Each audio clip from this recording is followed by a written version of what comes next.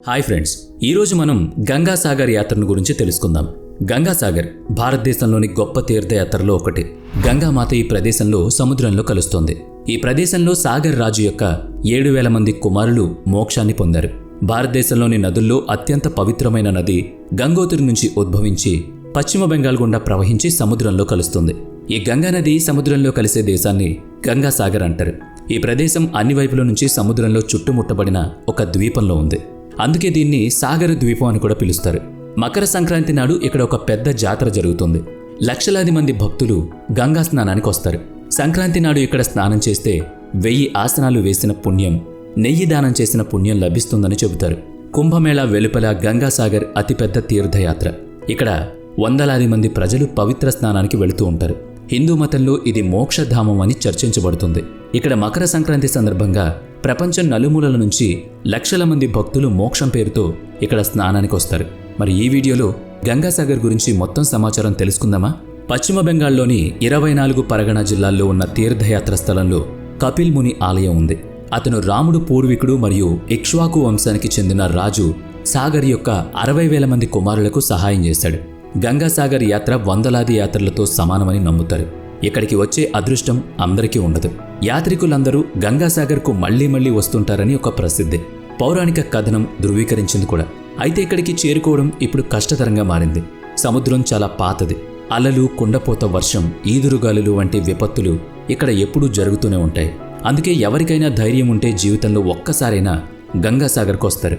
కానీ ఇప్పుడు ఆధునిక కుటుంబాలు మరియు కమ్యూనికేషన్ సహాయంతో ఇక్కడకు రావడం చాలా సులభం. ఋషులు మరియు సాధువులకు గృహ జీవితం లేదా కుటుంబ జీవితం నిషిద్ధమని నమ్ముతారు. అయితే కపిల్ ముని తండ్రి గర్దం ఋషి విష్ణువు కోరికపై గృహ జీవితంలోకి ప్రవేశిస్తాడు. కానీ అతను ఒక షరతును విష్ణువు ముందుంచుతాడు. అటువంటి పరిస్థితుల్లో విష్ణువు తన కొడుగ్గా జన్మించాల్సి ఉంటుందని కోరాడు. విష్ణువు ఈ షరతుకు ఒప్పుకుంటాడు. అప్పుడే ఈ కపిల ముని జన్మించాడు. కపిల్ భూత, వర్తమాన మరియు భవిష్యత్తు గురించిన జ్ఞానాన్ని కలిగి ఉన్న సిద్ధపురుషుడు. అందుకే ఆయన్ను విష్ణుమూర్తి అవతారంగా భావించేవారు. తరువాత కపిల్ ముని గంగాసాగర్ కలిసే ప్రదేశంలో ఆశ్రమం నిర్మించి ధ్యానం చేయడం ప్రారంభించాడు. అక్కడ ధ్యానంలో మునిగిపోయాడు. ఈ సమయంలో సాగర్ రాజు తన ప్రజల క్షేమం కోసం అశ్వమేధ యాగం చేయాలనుకున్నాడు. తద్వారా లక్ష్మి తన రాజ్యంలో నివసిస్తుంది. అలాగే మరెవరూ శాపానికి గురికాకుండా ఉంటారని భావించాడు. రాజు సాగర్ ఆస్థానంలో యాగం నిర్వహించి యాగ గుర్రాన్ని విడిచిపెట్టాడు. ఈ గుర్రం ఎక్కడికి వెళుతుందో ఆ రాజ్యాలు యాగం నిర్వహించే రాజ్యం ఆధీనంలో ఉండే సాంప్రదాయం ఉంది. దీన్నే అశ్వమేధ యాగం అంటారు. అలా వెళ్లే గుర్రాన్ని ఆపిన రాజు యుద్ధానికి దిగాల్సి వస్తుంది. సాగర్ రాజు భూమిపై అత్యధిక పుణ్యాలు సంపాదించడం వల్ల సాగర్ రాజు యొక్క కుతూహలం కారణంగా స్వర్గాధిపతి అయిన ఇంద్రుడికి కూడా భయం పుట్టింది. సాగర్ రాజు కూడా ఈ యజ్ఞాన్ని పూర్తి చేస్తే బహుశా నా ఇంద్రస్థానం నాకు దక్కదేమో అని భయపడ్డాడు. ఆలోచించడం మొదలుపెట్టాడు. ఇంద్రదేవుడు ఒక పథకం వేసి ఈ పథకం ప్రకారం యాగ గుర్రాన్ని పట్టుకుని కపిలముని ఆశ్రమంలో వదిలేశాడు. గుర్రం అకస్మాత్తుగా అదృశ్యమైన విషయం సాగర్ రాజుకు తెలియగానే ఎవరో తన గుర్రాన్ని కూడా చంపాలనుకుంటున్నారని అనుకున్నాడు. సాగర్ రాజు యాగ గుర్రాన్ని రక్షించడానికి తన 60,000 కుమారులను భూమి మీద అన్ని చోట్ల యాగ గుర్రం కోసం వెతకమని పంపాడు. ఎంత వెతికినా ఆ గుర్రం కనిపించలేదు. కానీ ఆ రాజు మాత్రం పట్టుదలలేదు. ఈ నేపథ్యంలోనే కపిలముని ఆశ్రమంలో గుర్రం కనిపించింది. ఆ యువరాజు కపిల్ మహర్షి గుర్రాన్ని దొంగిలించారని భావించాడు. దాని ఫలితంగా ఆ యువరాజులు సాధన చేస్తున్న ఋషిపై కోపం తెచ్చుకుని అతన్ని దుర్భాషలాడారు. ఇంద్రుడి ఉపాయంతో కపిలమునికి కోపం వచ్చింది. కపిలమునిపై తప్పుడు ఆరోపణలు చేసి అతని సాధనను భగ్నం చేయడంతో సాగర్ రాజు యొక్క 60,000 మంది యువరాజులను తన కళ్ల శక్తితో భస్మం చేస్తాడు.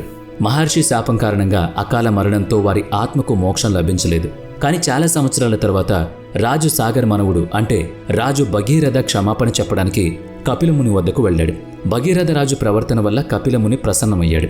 సాగర రాజు పుత్రులకు గంగాజలంతో మోక్షం కలిగించే మార్గం చెప్పాడు. 60,000 మంది సాగర్ రాజు పుత్రులకు గంగామాత స్రవంతి తగిలినప్పుడే వారికి మోక్షం కలుగుతుందని అన్నాడు. భగీరథ రాజు తన అవిశ్రాంత కృషితో శివుడి తల నుంచి గంగామాతను భూమిపైకి తీసుకొచ్చాడు.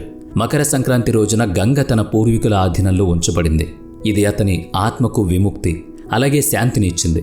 గంగామాత స్పర్శతో సాగర్ రాజు పుత్రులకు మోక్షం కలిగింది. దీని తర్వాత ఈ ప్రదేశాన్ని గంగాసాగర్ అని పిలుస్తున్నారు.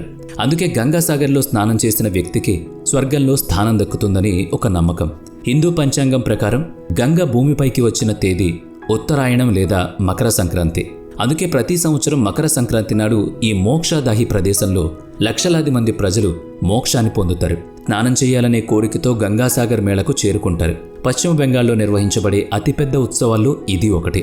గంగానది బంగాళాఖాతంలో కలిసే ప్రదేశంలో కోల్కతా సమీపంలోని హుగ్లీ నది ఒడ్డున ఈ ఉత్సవం నిర్వహించబడుతుంది. అందుకే ఈ జాతరకు గంగాసాగర్ మేళా అనే పేరు. సుందర్బన్కు సమీపంలో ఉన్నందున గంగాసాగర్ మేళా అనేక ప్రతికూల పరిస్థితులను ఎదుర్కొంటుంది. తుఫానులు మరియు ఎత్తైన అలలు ప్రతి సంవత్సరం జాతరకు భారీ నష్టాన్ని కలిగిస్తున్నాయి. కానీ నిజమైన భక్తి ముందు అవి ఎవ్వరూ లెక్క చేయరు. గంగాసాగర్ నిజానికి గంగా నది ఒడ్డున ఉన్న ఒక ద్వీపం.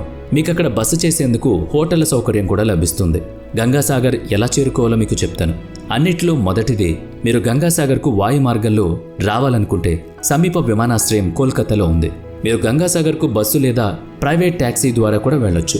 రెండవది, మీరు గంగాసాగర్కు రైలు మార్గంలో వెళ్లాలనుకుంటే గంగాసాగర్కు సమీప railway station Sealdah railway station ఉంది. సిల్దా నుంచి గంగాసాగర్ వరకు దాదాపుగా 140 కిలోమీటర్లు. సిల్దాలో దిగిన తర్వాత మీరు బస్సు లేదా ట్యాక్సీతో గంగాసాగర్కు వెళ్ళొచ్చు.